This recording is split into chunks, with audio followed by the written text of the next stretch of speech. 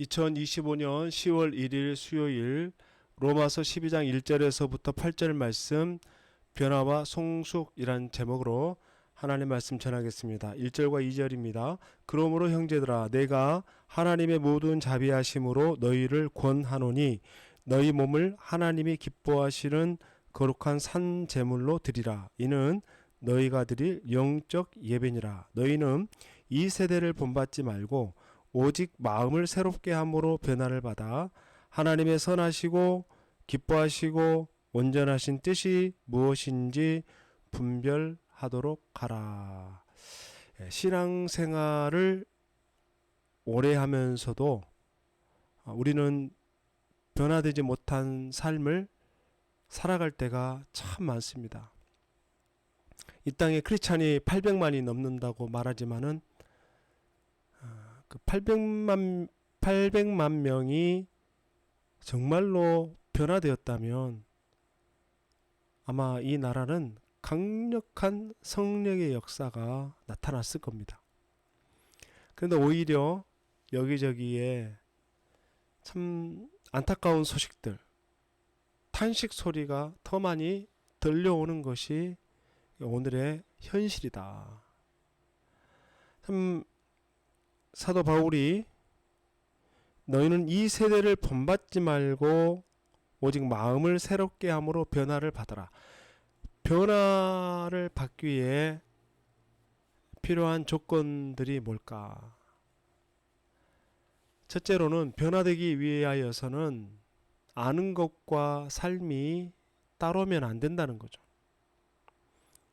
아는 만큼 삶이 따라가 줘야 되는데 머리와 손, 발이 따로 논다는 거예요. 우리가 가장 큰 문제가 뭐냐면 배운 대로 살지 못한다는 게 가장 큰 문제예요. 배운 대로 살지 못하기 때문에 변화가 일어나지 않는 거다. 두 번째로는 변화되기 위해서는 개개인이 거듭나야 되는 겁니다. 개개인이 하나님의 교회가 돼야 돼. 하나님의 성전이 돼야 돼. 한 사람 한 사람이 변화되지 않으면 안 되는 거다. 세 번째로는 변화되기 위하여서는 교리에서 생활로 신앙이 고백될 때 가능하다. 주일에 한 번 예배드리는 그런 정도로는 우리가 참 변화받기가 어렵다. 생활로 살아내야 된다. 그리고 마지막으로는 남이 변화되기를 먼저 바라지 말고 나 자신이 먼저 변화되어야 이 변화가 일어날 수 있다. 그래서 오늘 우리가 1, 2절 말씀을 읽었는데 너희는 변화를 받아야 된다. 로마서가 총 16장으로 구성되어 있는데 1장부터 11장은 교리에 관한 말씀이라면 12장부터 16장은 생활에 관한 얘기거든요. 교리만 가지고 변화될 수 없다는 걸 알죠. 그래서 생활을 다루는 거예요. 교리가 생활과 연결될 때 변화를 가져올 수 있다. 그래서 2절에 보면 너희는 이 세대를 본받지 말고 오직 마음을 새롭게 함으로 변화를 받으라. 스스로 변화하라고 말하는 게 아니라 변화를 받으라. 우리는 스스로 변할 힘이 없어요. 변화를 받아야 돼요. 그러니까 우리를 변화시키는 분이 누굽니까? 예수님이죠. 성령의 능력이죠. 하나님의 성령이 우리의 마음을 변화시키는, 우리의 생활을 바꿀 수 있어요.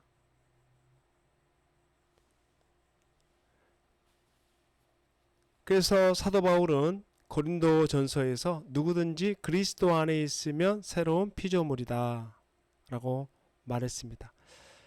이 세대를 본받지 않고 마음의 변화를 받는 것, 바로 하나님의 도움을 받아, 성령의 도움을 받아서, 스스로 변화하려고 하는 게 아닙니다. 성령의 도움을 받아서 주님의 능력으로 새롭게 되어서 우리가 삶을 살아낼 때에 선한 열매를 맺을 수 있는 겁니다. 3절에 보면은 내게 주신 은혜로 말미암아 너희 각 사람에게 말하노니 마땅히 생각할 그 이상의 생각을 품지 말고 오직 하나님께서 각 사람에게 나누어 주신 믿음의 분량대로 지혜롭게 생각하라. 믿음의 분량대로 지혜롭게 생각해라. 4절 우리가 한 몸에 많은 지체를 가졌으나 모든 지체가 같은 기능을 가진 것이 아니니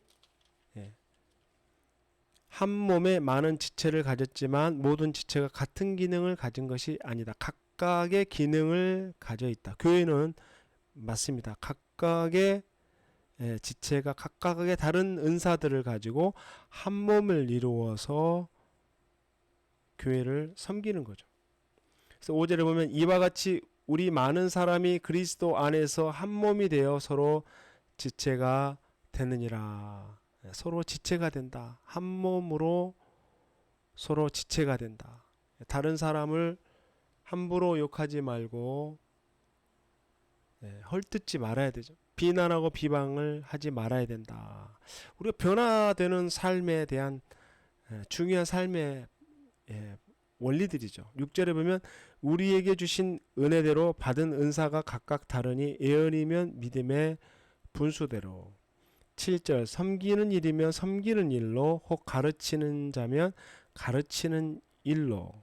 8절 혹 위로하는 자면 위로하는 일로 구제하는 자는 성실함으로 다스리는 자는 부지런함으로 긍휼을 베푸는 자는 즐거움으로 할 것이니라.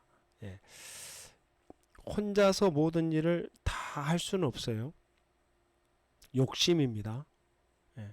각자 받은 은사대로 믿음의 분수대로 섬기는 일이면 섬기는 일로 가르치면 가르친 일로 각자 하나님이 주어진 은사대로 그렇게 성실하게 진실되게 감당하면 되는 거예요. 그러면 이와 같은 그런 삶을 통해서 우리가 삶이 우리의 언어가 우리의 상품이 하나씩 하나씩 변화가 일어나는 거예요. 그 변화를 받으면 우리의 신앙생활을 더 성숙하게 이끌어갈 수 있는 거죠. 이제 우리가 이 말씀 한 절 한 절을 우리가 대면하면서 우리가 참 하나님 앞에 새로운 마음으로 변화된 삶이 무엇인지를 우리가 잘 말씀을 묵상하고 말씀 붙들면서 이렇게 살아낼 때에 하나님이 우리의 삶을 또 이끄시고 열매 맺는 삶으로 우리를 인도해 주실 줄 믿습니다.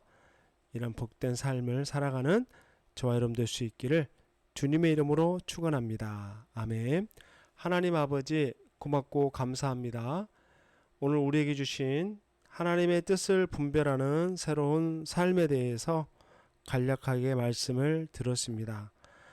하나님 우리가 정말 하나님이 기뻐하시는 그런 예배 변화를 받아 많은 열매로 하나님 앞에 영광 돌릴 수 있는 삶을 살게 하여 주시옵소서.